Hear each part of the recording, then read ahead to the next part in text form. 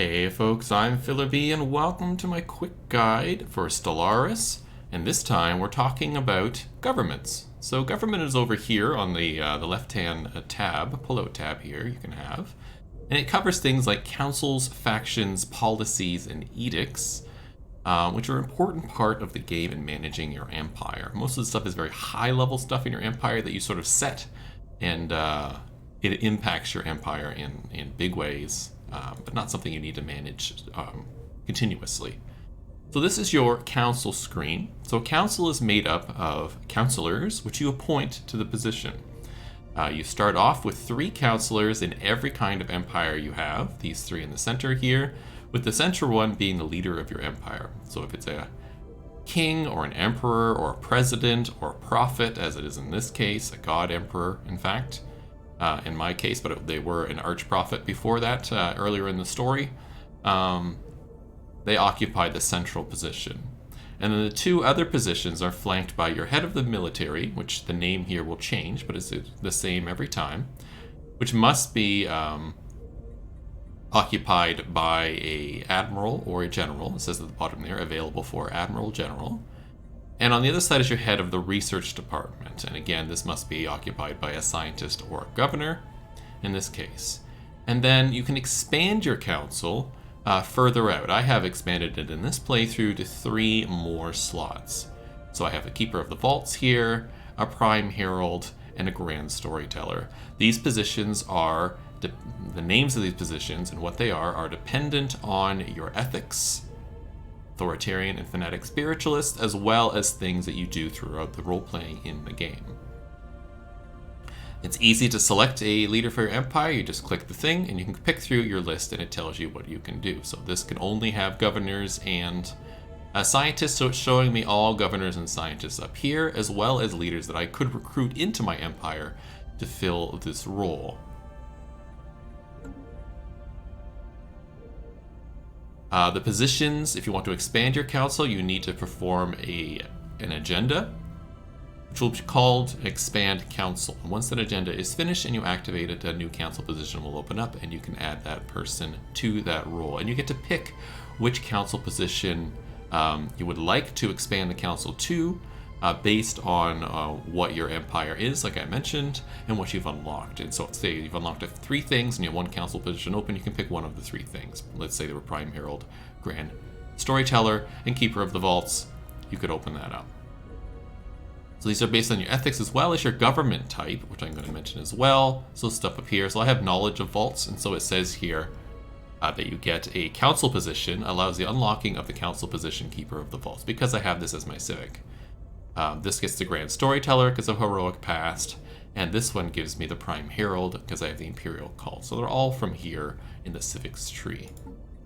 I think you can get other ones as well, but those are how I got these ones.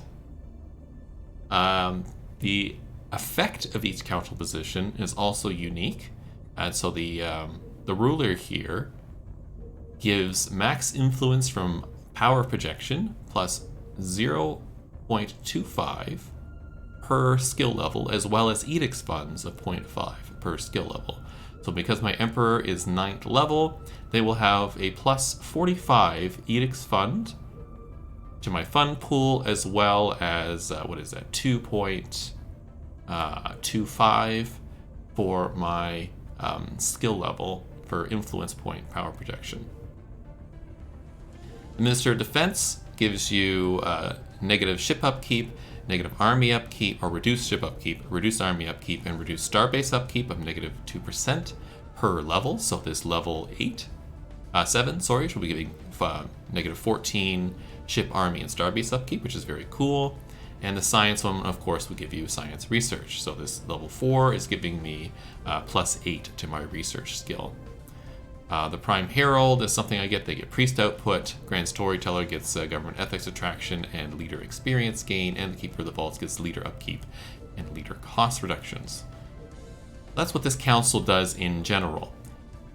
They also apply specific skills to the empire-wide. So leaders have 2 sets of skills. They have skills that are specific to their position as a general, for instance. In this guy's case, So if we click on the leader here, we can see this general here has a bunch of skills, right, going across.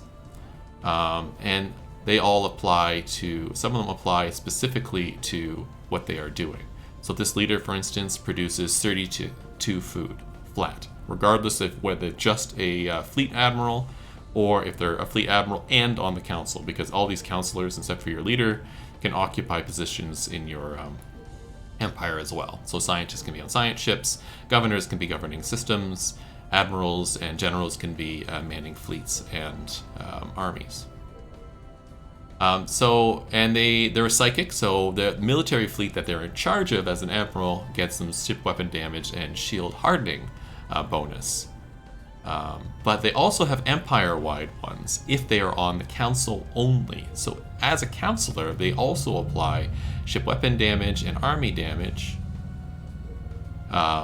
ship upkeep and army upkeep, ship build speed and build cost, and ship upkeep and naval capacity if they're on the council. But you can see Kai Shah here, who's a renowned general, is not on my council. You don't see them up here.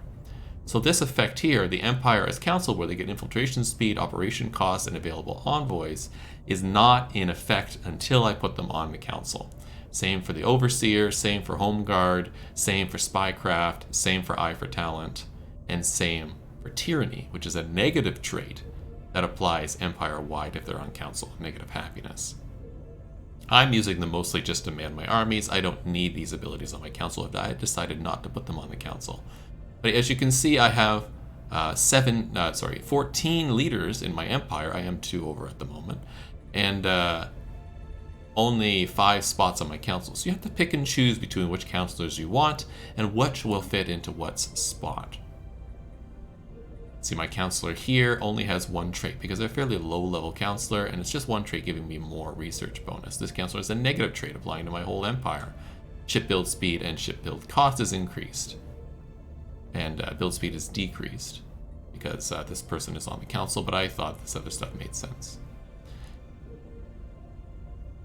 The next thing that the council does is agendas. So there are a bunch of agendas you can pick from. They're over here in the left, or on the right side here when you click this little drop-down menu. These are all the agendas the council can work on. The agendas are based on your civic types, the kind of empire you are, things you've unlocked. So because I've locked on psychic ability, we're doing the psychic supremacy one, and so on. And techs, I think, involved in this as well. And each of these give a bonus to your empire. So you pick the one that you want to do.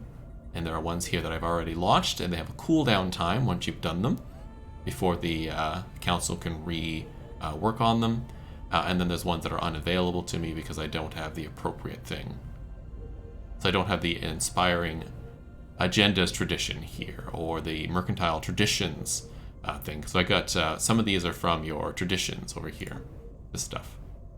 So the diplomacy one gives me a council agenda. It says on here, unlocks agenda build relations and unlocked edicts diplomatic grants, for instance. We'll talk to edicts in a minute.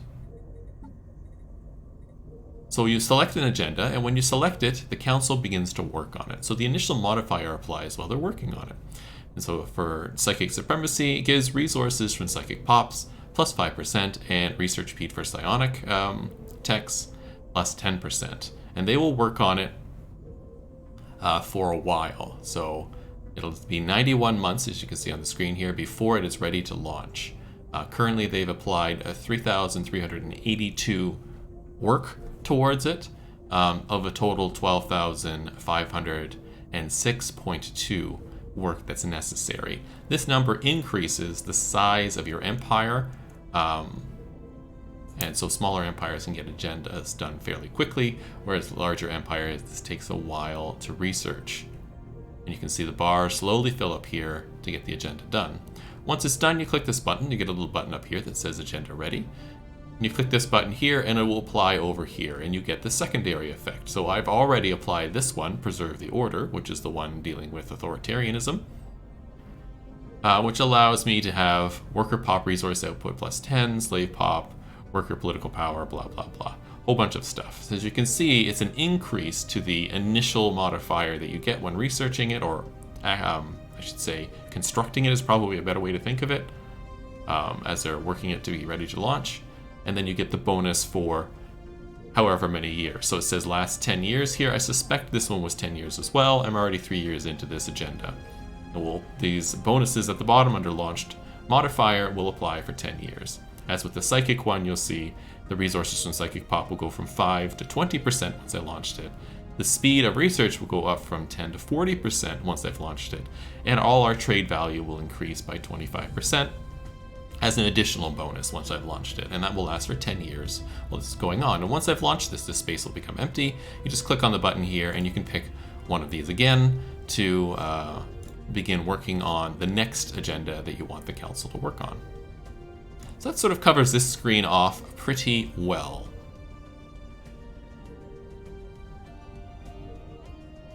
The next thing you want to look at over here are edicts and policies. So these have been moved from the side of the screen into the government screen. We'll talk about edicts first, it's a little easier to understand. So these are things that you can activate in your empire, and you can just toggle them on and off as you will, and they take various costs. So most of the standard ones cost influence, which is what this blue symbol is, and you have a cap of how much you can do. So I have 389 edict fund that I can activate without incurring any sort of penalty to my monthly Unity production. So everything beyond this impacts my Unity production, but up to 389 does not. So if I would ever have these top 3 here only done, I would be under the Unity cap and it wouldn't be affecting my Unity income. I make so much Unity at this point in time because I'm playing a spiritual empire and they make tons of Unity that I don't need to worry about being much over the cap, nearly 1,000 over the cap here. But you can go over at a penalty. These things do various stuff to help your empire out, and they last until you turn them off.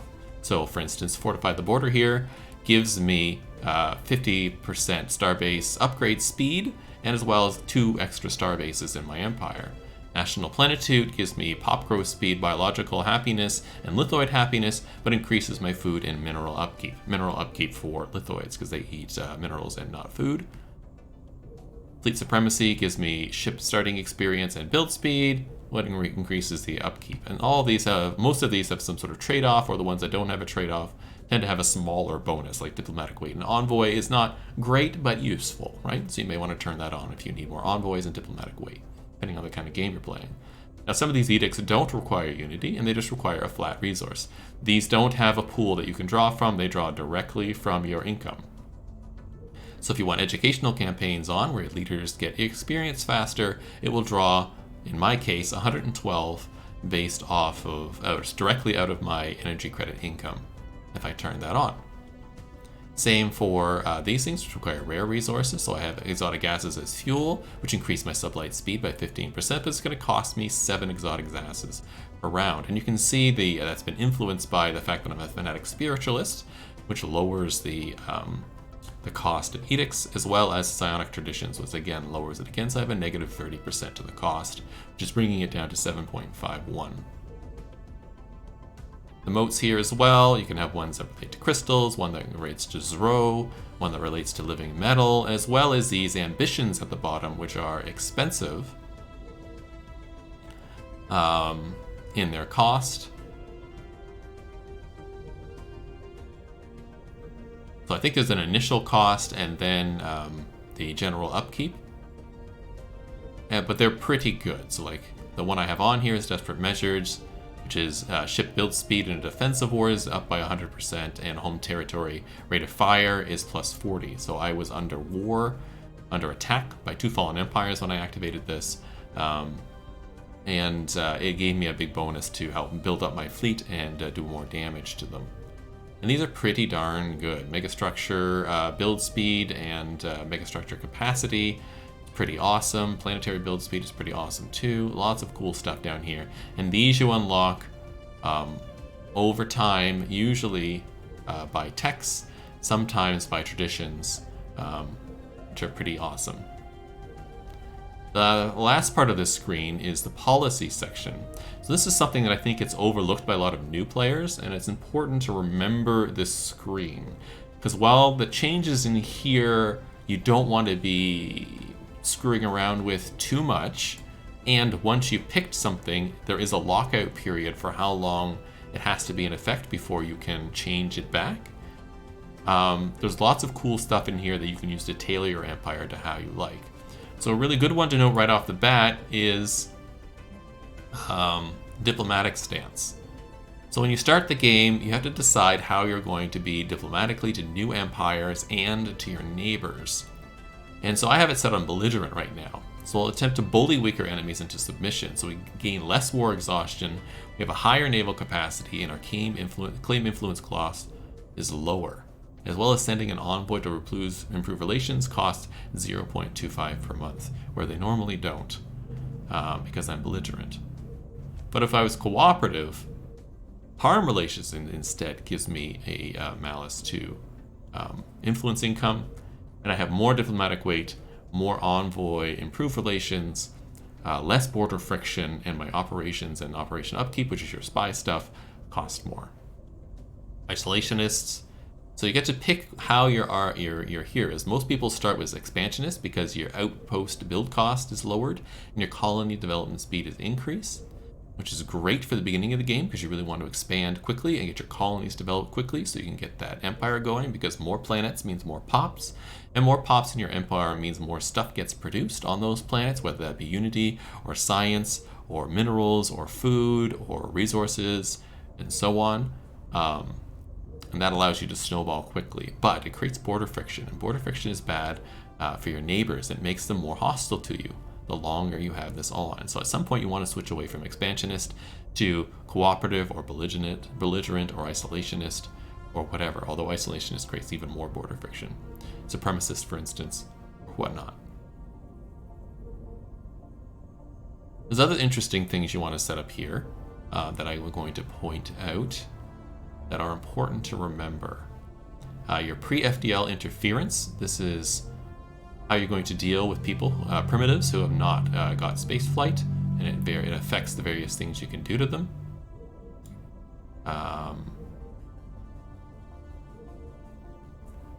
Another important one is trade policy. If you have different trade ideas in here, this can change. I don't have it right here, but this can change to give you different things. Right now I'm only getting energy credits out of my trade, but some options can give you also like consumer goods and so on.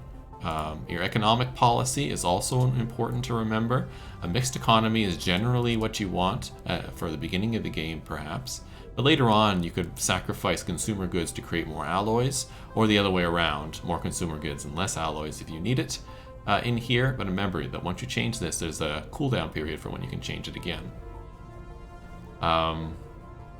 Purging is another important one. This is what happens when you get a planet with a species on it that will not be part of your empire, whether that be because of the species that you've conquered or because of your particular empire and species setup.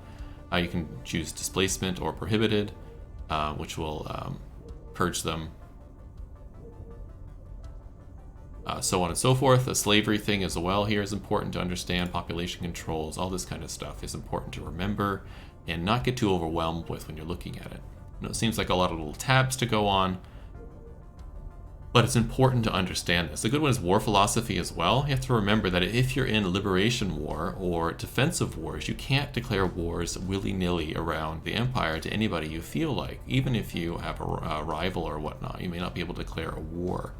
So you may need your war philosophy to be unrestricted, but other empires don't like unrestricted war philosophy, especially more peaceful ones, and so you may be stuck here. Also, some government types, if you're an egalitarian, pacifist empire, you probably will be stuck to defensive wars only, which is just a different play style for the game. It's not a bad thing, but it's something to be aware of while you're playing this game. And the last thing about government is factions.